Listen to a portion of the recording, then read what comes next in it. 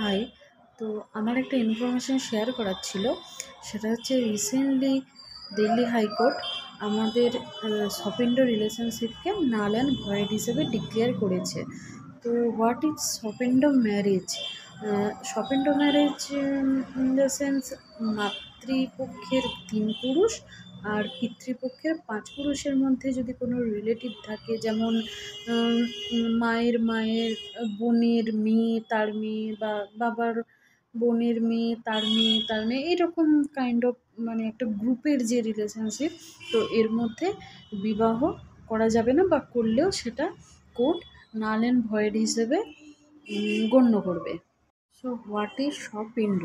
শপিন্ড হলো যে আমরা জানি, আমরা আমাদের পূর্বপুরুষ বা তার ছেলে এরকম আমরা এই রিলেশনের মধ্যে আমরা পিণ্ডদান করতে পারি। তো এই রিলেশনকে বলা হয় শপিন্ড রিলেশনশিপ। তো এই রকম রিলেশনশিপের আন্ডারে যদি কোনো ম্যারেজ হয়, তো সেটাকে কোর্ট নাল অ্যান্ড ভয়েড হিসেবে ডিক্লেয়ার করবে। তো এখন দিল্লি হাইকোর্ট এরকম রায় কেন দিল? এর পেছনে কারণটা হলো এটাই, এটা মেডিকেল সায়েন্সেও প্রুফ হয়েছে, বা এটা আমাদের অনেক পুরনো শাস্ত্র মতে এটাও চলে আসছে যে কোনো শপিন্ড রিলেশনশিপের মধ্যে ম্যারেজ হলে জেনেটিক ত্রুটির সম্মুখীন হই। আমরা এটা সবাই জানি যে আমরা আমাদের পূর্বপুরুষদের জিন যেহেতু বহন করে নিয়ে যাই, সুতরাং যদি কোনো জেনেটিক ত্রুটি থাকে তাহলে আমরা সেগুলিকেও বহন করে নিয়ে যাই।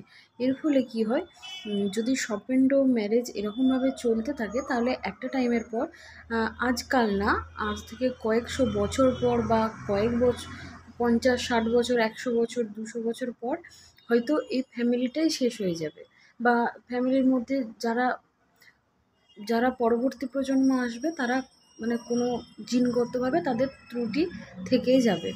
তো এই জন্যেই আমাদের দিল্লি হাইকোর্ট এটাকে নাল অ্যান্ড ভয়েড হিসেবে গণ্য করে এরকম ম্যারেজকে, according to Hindu marriage act.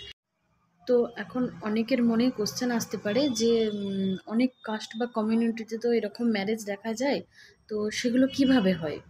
তো দিল্লি হাইকোর্ট এটাও বলেছে যে যদি কাস্টম থেকে থাকে কোনো কাস্ট বা কমিউনিটির মধ্যে, যেটা 100 বছর বা তারও বেশি সময় ধরে চলে আসছে, তো সেক্ষেত্রে কোর্ট মান্যতা দেবে। তাও তোমাকে পুরোপুরি প্রুভ করতে হবে বা প্রমাণ করতে হবে, একদম যথাযথ প্রমাণ দিয়ে তোমাকে দেখাতে হবে যে এটা তোমাদের কাস্টম, বা এটা চলেই আসছে তোমাদের 100 বছর কিংবা তারও বেশি সময়, তবেই।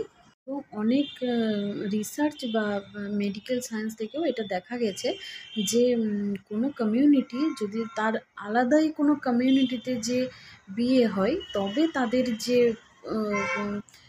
উত্তরাধিকার যেটা বলে, বা পরবর্তী প্রজন্ম বলে, তাদের যে জিনগত কোয়ালিটি থাকে সেটা সবথেকে ত্রুটি কম থাকে এবং প্রায় নিখুঁত থাকে, এবং তার মধ্যে জিনগত ত্রুটি অনেকটাই কম দেখা যায়। তো এটাই